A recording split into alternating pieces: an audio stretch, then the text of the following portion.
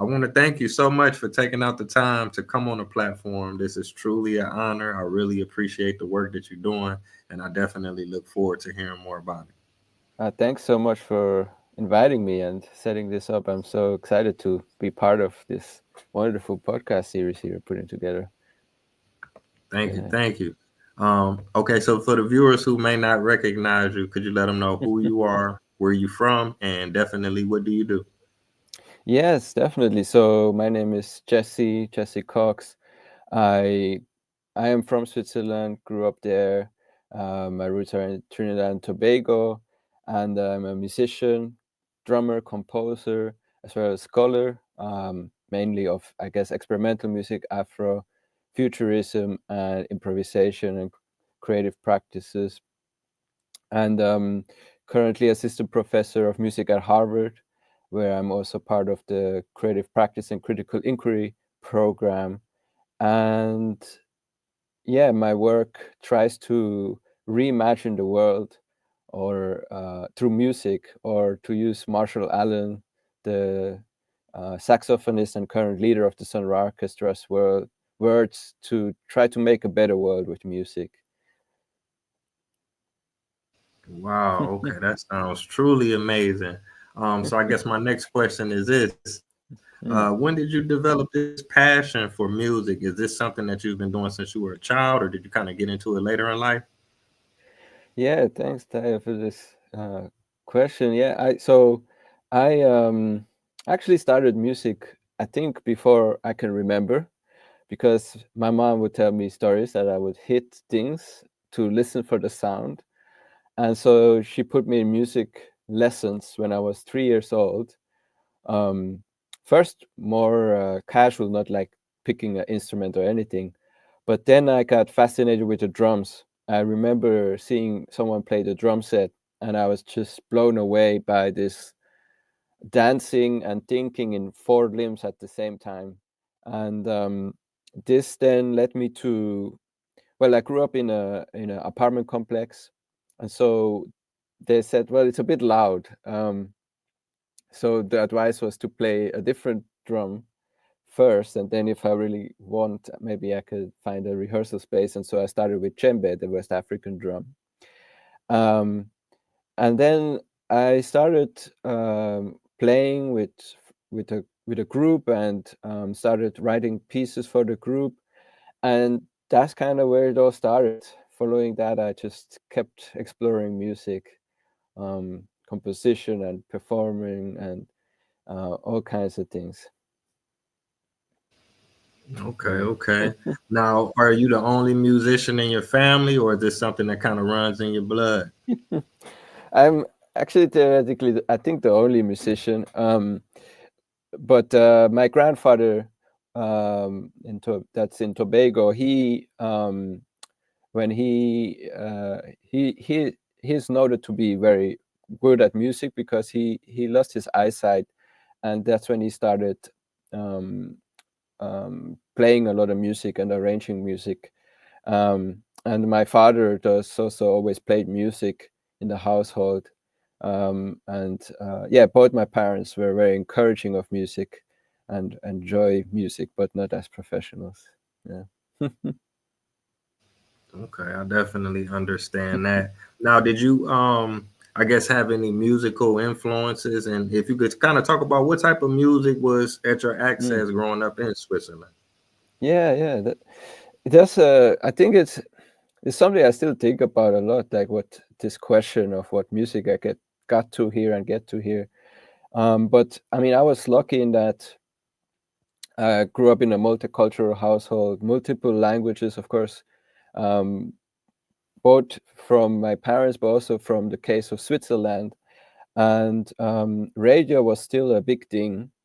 And at the same time, the internet sort of begun, right?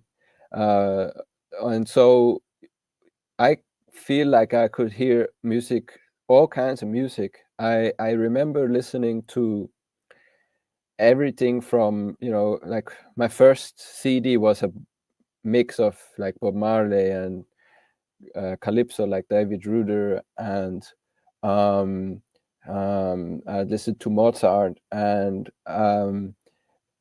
all kinds of music. And for me, this is actually one of the things that I really love about music, or what is central to my practice, is to think about music really expansively and try to always listen for things that I haven't heard, and try to share also music with other people all the time and ask, what are you listening? And this creates unique connections for me and networks, and allows me to meet people and hear of stories that maybe otherwise I wouldn't have. So I think that's something that's so special about music. Yeah. Yeah, definitely. You mentioned like networking, and I guess I Yeah. wanted to ask you. Well, I checked out your website, and you have posted a few recent collaborations. Yeah. Do you kind of consider yourself as, I guess, an artist of a specific genre, or are you kind of open to everything, or Mm. like where do you fit in that creatively? Yeah. Yeah, no, you're right. I mean, um, I feel that I don't fit in any genre. And I also have this, like I started as a drummer, really with a what do we call a folk instrument in some way. So you really learn a lot of folk music, right? The djembe.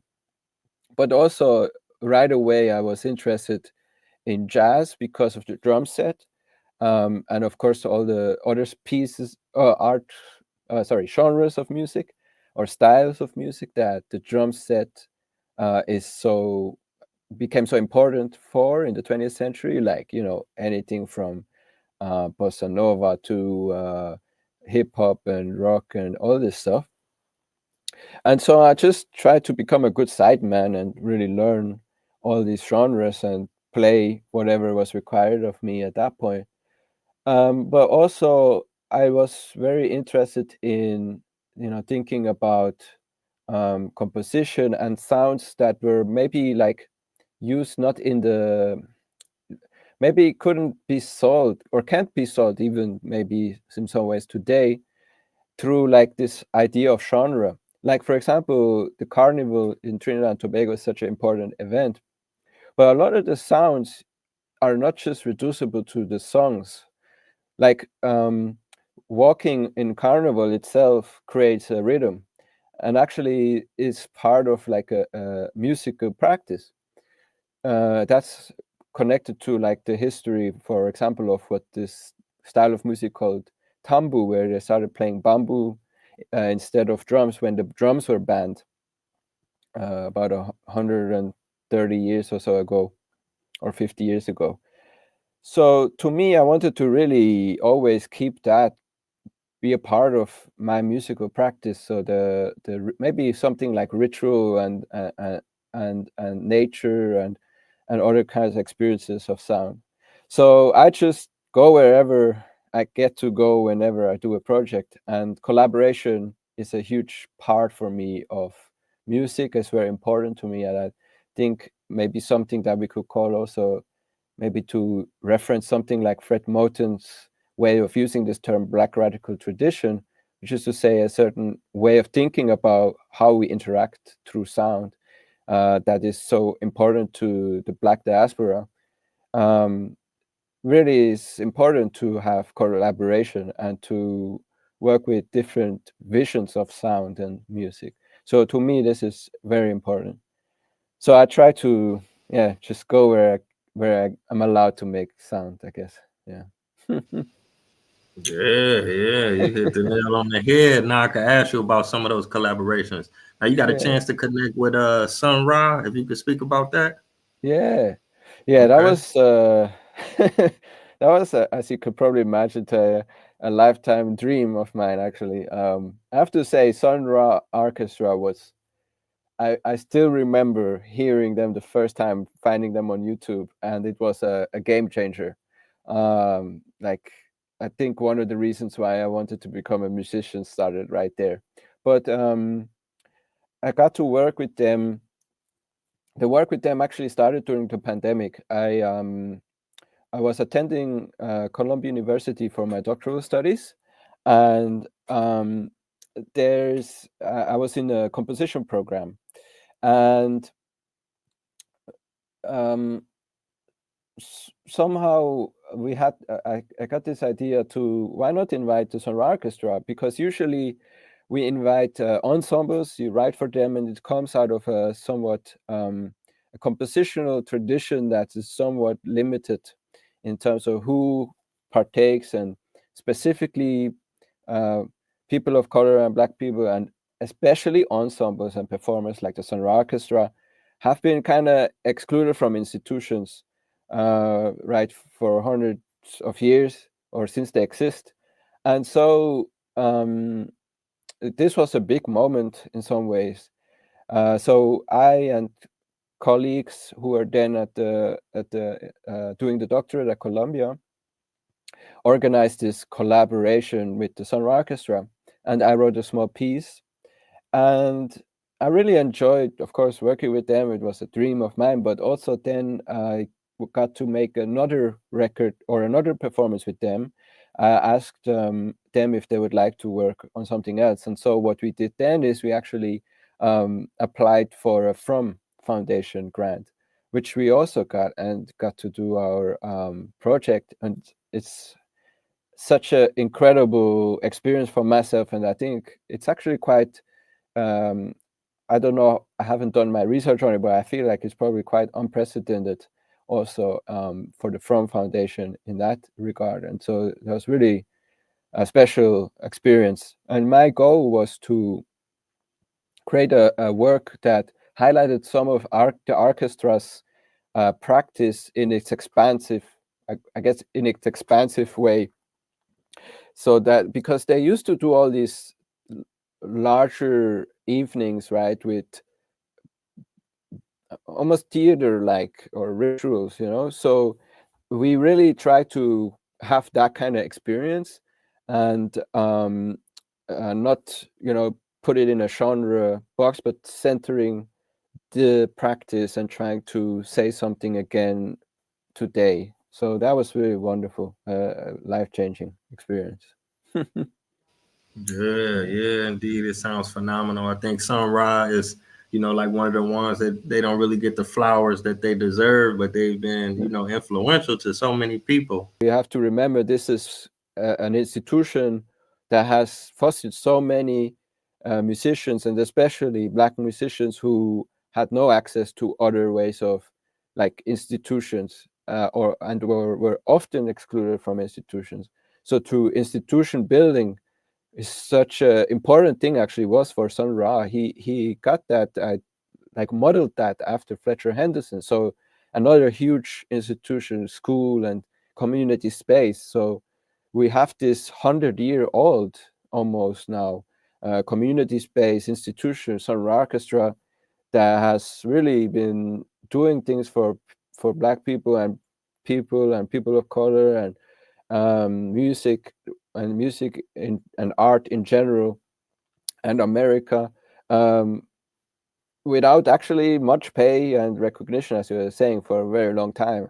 So yeah, it's a special thing, the orchestra. Yeah, definitely. I appreciate you breaking it down like that, because a lot of times, I guess, is, I don't know, fans or consumers, we just get the music, we just get the finished product, but we don't look at the bigger picture, like you say, the institutions and things of that nature. I definitely encourage the viewer to check out the website. You got some links to some nice music. I wanted to ask you, maybe if you could speak about a couple of collaborations that you had. So Troy Guidry is a longtime friend, and they're incredible artists and composer as well. And yeah, we've been playing together and collaborating also. I wrote for them some music too, for some years, and yeah, yeah, I'm always in awe by the projects and the important messaging, and this just the value that we also, again, going beyond maybe something like just music, that we can get from these practices. Simona Keller is Swiss pianist, and I worked with her on a piece that I called Black Blackness, and that also is accompanied by a book chapter. There is a book. The book and the CD is actually kind of called Hidden Heartache, I should say, is also intervention in the sort of the classical and new classical music world, to think more about diversity and inclusion. And um, for me, I also wrote this chapter to actually begin a project that I'm trying to work on as a scholar now, which is to really try to develop a way to speak and think through and with music about the interrelation between social justice and climate crisis or ecological questions. And it's really, for me, in this piece and this chapter was about how we think about space. Um, you know, there's some really radical ways of thinking about space that we can find in, let's say, Cecil Taylor. Cecil Taylor's way of composing is creating a set of, basically a score, right? A composition where you have a set of notes and phrases, but then that's kind of like a space, because every person who plays can move in that space. So you create the space together through music and in music, of course, but you are also become a voice, not an individual that's separate from the collective or separate from space, but through making space.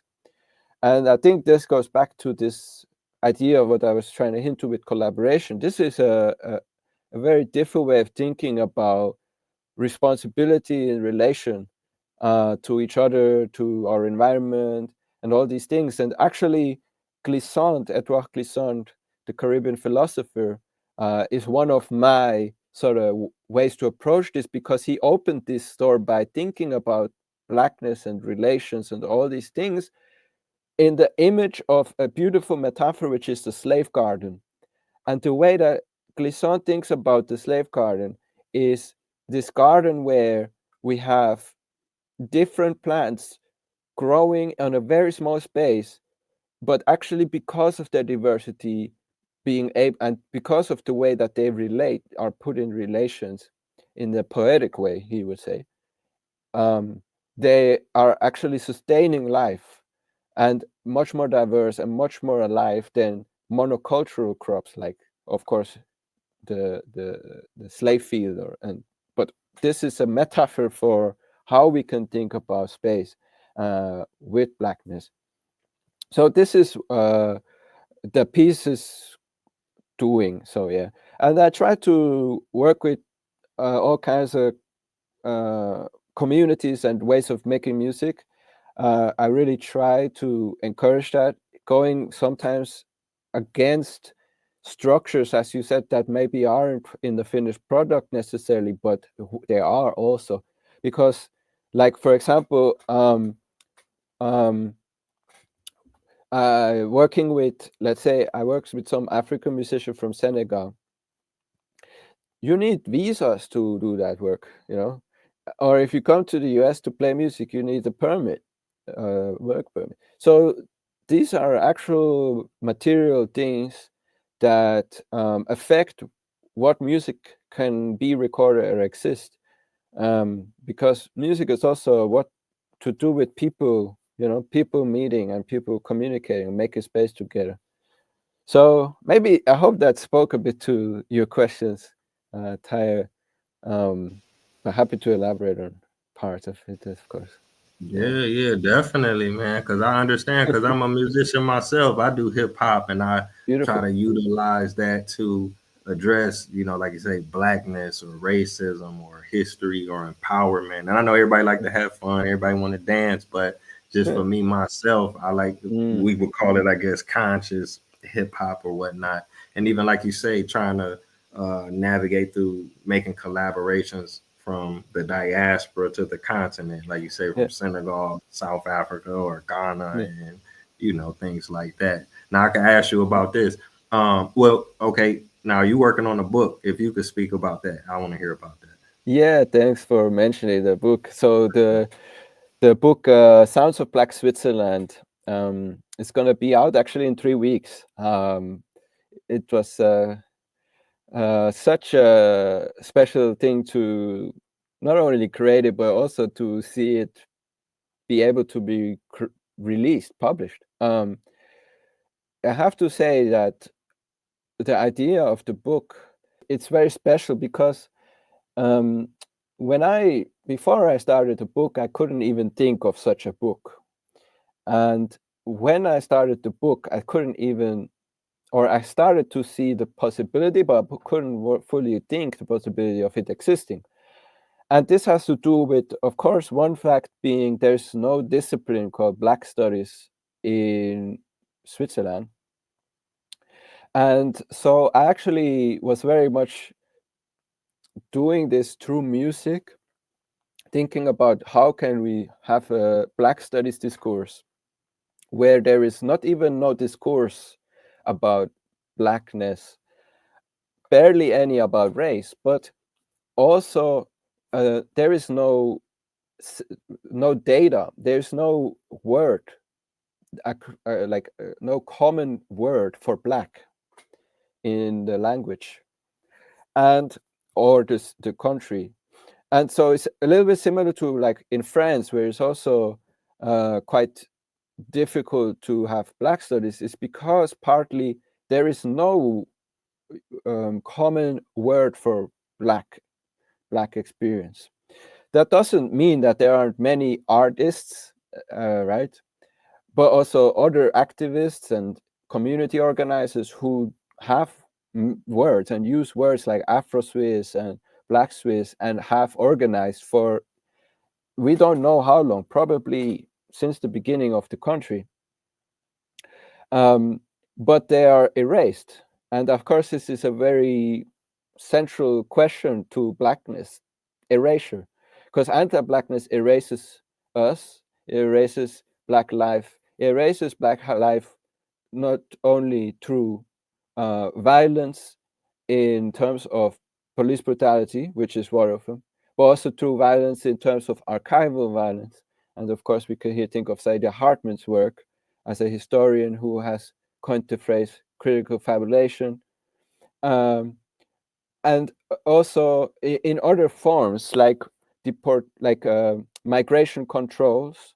That's one of the main forms actually in Europe, where Black life has been continually basically kept out through different ways and so forth. So the book started to become a possibility in my mind when I met Charles Usor, who is a Nigerian Swiss composer.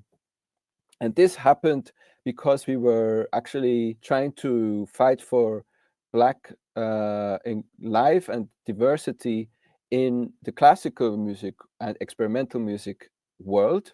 And through that, we met other people who made music, other Black life, and we we met through like people would email or things like that, or suggest someone's name.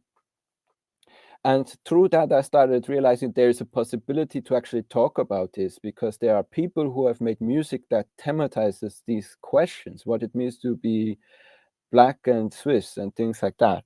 And Charles Usor wrote a series of pieces for George Floyd.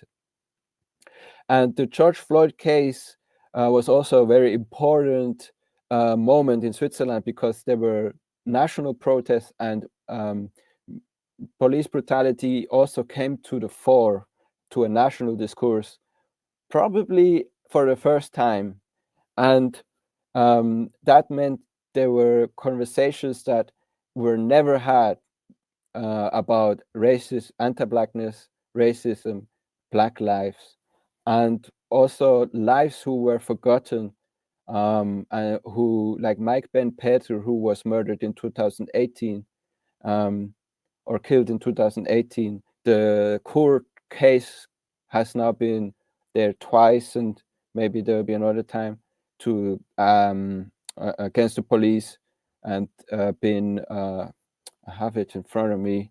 Um, the police have been cleared of charges, but that case, for example, became also very much heard again, or for the first time, outside of just the community and activists who spoke about it. So these are just a few examples of how this becomes a kind of, hopefully, in my view, an opening to think about blackness and Black lives in this space and in an expanded way as well. And at the same time, these artistic works provide some new ways of thinking about sound, or how we now have to have conversations about sound and listening, and ask us to ask some difficult questions too. So I'm very excited to share the book with the world, and to see where other people might take some of the ideas and some of the scenes or encounters that I try to create through the work. Yeah. Okay, man. I take my hat off to you, for breaking new ground and sharing the experiences of the brothers and sisters in Switzerland. That's something that I'm definitely concerned about and interested in. So I'm gonna check out the book as well. For the viewers who want to check out the book when it's available, what's the best place for them to do that? Yeah, the best place is to go directly to the Duke University Press website, especially for America. And for Europe, I forgot what it's called.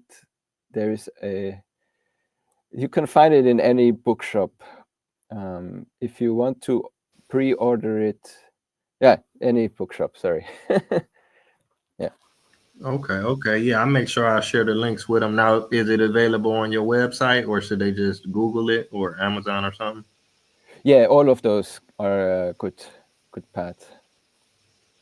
Okay. So we're about 30 minutes in. So I want to thank you so much for coming on the platform and breaking down, the amazing work that you're doing. Like I said, I definitely look forward to the book. Hopefully you do a documentary, film, everything, take it all the way to the top. And I'll edit this and then I'll try to maybe I'll have it available in February when the book comes out, if that'll help it more people, get notice of it.